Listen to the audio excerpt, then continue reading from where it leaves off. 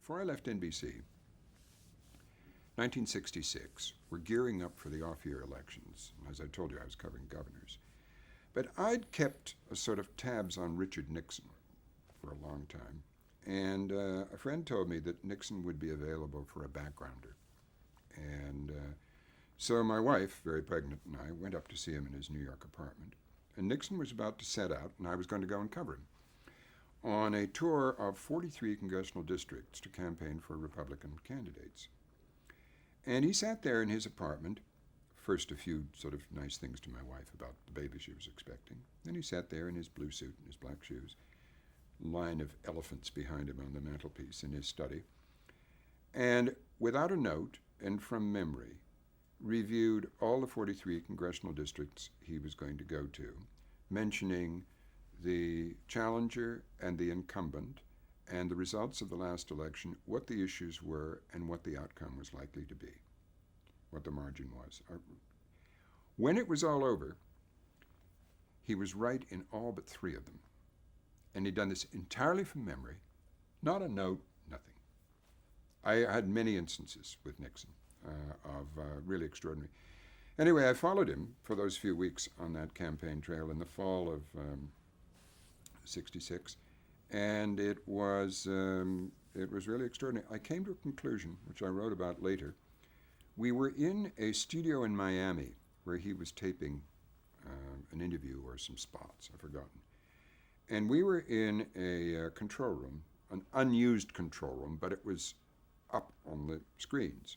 And in one screen there was a black and white Nixon, and the other one was color. And color was just really becoming general then. And suddenly I realized Nixon ran too early in 1960.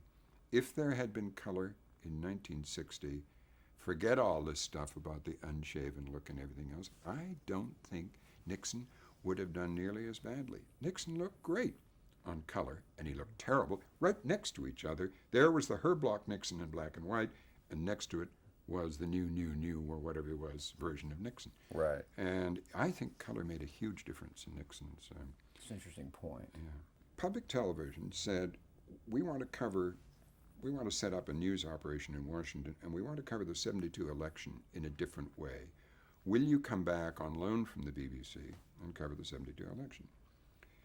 And Sandra Van Oker is going to be the other, and we'll make you both senior correspondents.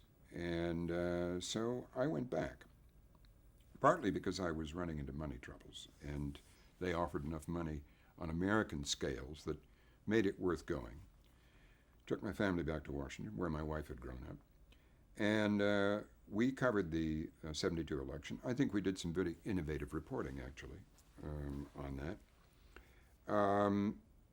Things that the networks just didn't do. And then the election ended, and we sort of segued into Sandy. We came under tremendous pressure from the Nixon White House. It's now all well documented. We had our own little Watergate.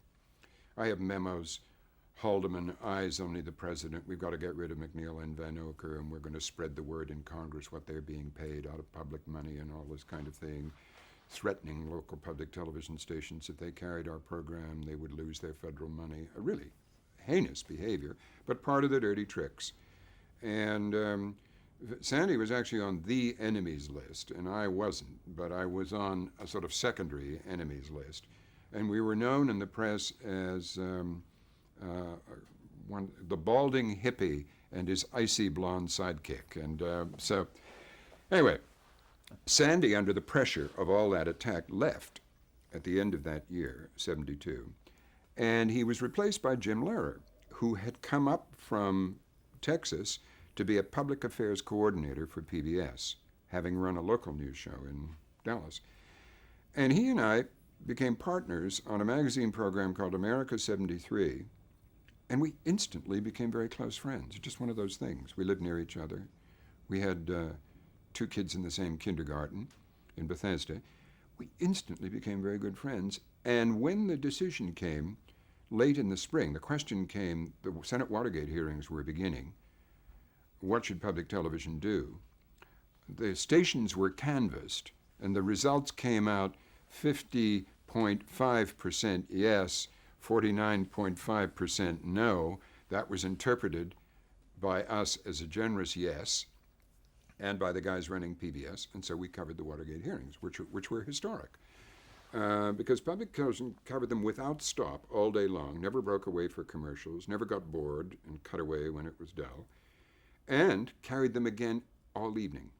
The result was, and Jim and I anchored them for 47 days and nights, and the result was public television ratings shot up, the money poured into public television stations, and suddenly people began saying two things. One was, public television can do news and public affairs, because there was a large body of opinion up to that time that said it should only be in cultural stuff and educational stuff, and can do it fairly.